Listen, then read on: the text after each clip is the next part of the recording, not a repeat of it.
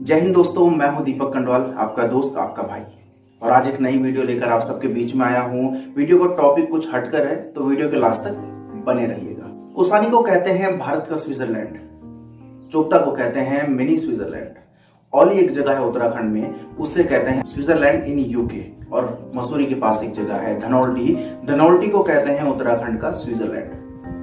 ये विदेशी नाम की उपाधि देने का अगर इतना ज्यादा शौक है तो एक काम क्यों नहीं करते, उत्तराखंड का नाम ही स्विट्जरलैंड रख दो। इससे क्या होगा कि इस राज्य को विदेशी नाम की उपाधि देने का किस्सा ही खत्म हो जाएगा। उत्तराखंड के मासूम लोगों के समझ में ये बात नहीं आती है कि उत्तराखंड राज्य की तुलना किसी विदेशी स्थान से कैसे की जा सकती है। हम विदेशी स्थान से इसकी तुलना करके इसकी खूबसूरती और इसकी पहचान को सीमित कर रहे हैं और उनकी अपेक्षा में इसके कम खूबसूरत होने का प्रमाण दे रहे हैं। उत्तराखंड को देवभूमि या स्वर्ग बोला जाता है।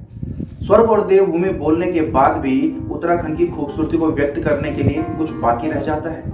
और इन दो शब्द बोलने के बाद भी हम उत्तराखंड की तुलना किसी विदेशी स्थान से कैसे कर सकते हैं। उपाधि देने की इस बीमारी के चलते ही भारत के संविधान आर्टिकल 18 में उपाधियों का अंत जैसे विषय को जोड़ा गया है, जिसमें यह कहा गया है कि कोई भी नागरिक अगर विदेशी उपाधि लेता है तो उसको राष्ट्रपति की इजाजत लेनी होगी। मेरे हिसाब से भारत के पर्यटक स्थलों पर भी ये कानून, ये संविधान लागू होना चाहिए। क्या आपने कभी सुना है अमेरिका का काशी, रूस का ऋषिकेश, जापान का मुंबई और चीन का दिल्ली? आपने कभी नहीं सुना होगा। ये जो मानसिक गुलामी और विदेशों की उपाधि लेने का शौक सिर्फ कुछ भारतीयों को है, जो जबरदस्ती हिंदुस्तानियों पर, मासूम हिंदुस्तानियों पर इसे थोपते हैं। नाम की उपाधि देने का किस्सा यहीं तक सीमित नहीं है। हिंदुओं के धर्म ग्रंथ रामायण को भी हिंदुओं की बाइबल कहा जाता है, यानी कि रामायण को भी बाइबल की उपाधि दे दी। जबकि जब रामायण लिखी गई थी तब कोई भी दूसरा मत, पंथ, मजहब और संप्रदाय था ही नहीं। हिंदुत्व सनातन धर्म अनादि काल से है और हम इसकी तुलना बाइबल से कैसे कर सकते हैं। भारत में वैदिक काल से चली आ रही सभ्यता को यह पढ़ाया जा रहा है कि भारत की खोज वास्को डी गामा ने की थी, जबकि वास्को डी गामा यहाँ पर भटकते हुए पहुंचा था। जबकि भारत अनादि काल से है, ना 500 साल से है, ना 1500 साल से है, ना 5000 साल से।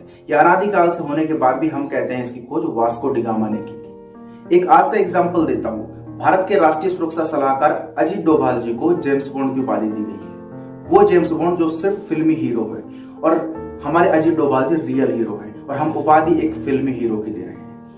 यानी कि हम लोगों की मानसिक गुलामी इतनी बढ़ चुकी है और हम इसको जबरदस्ती अपने आने वाली पीढ़ी के दिमाग में थोप रहे हैं। ये एक साजिश है हिंदुत्व के खिलाफ, हिंदुओं के खिलाफ, या हमारी परंपराओं, हमारी सभ्यताओं के खिलाफ। और हम लोगों को जागना होगा और आज की पीढ़ी है, जो आने वाली पीढ़ी है, उनको भी जगाना होगा। हिंदुओं को एक होना होगा और इसके लिए सबसे बेहतर एक विकल्प है कि हम लोगों को अपने धर्म ग्रंथ पढ़ने होंगे।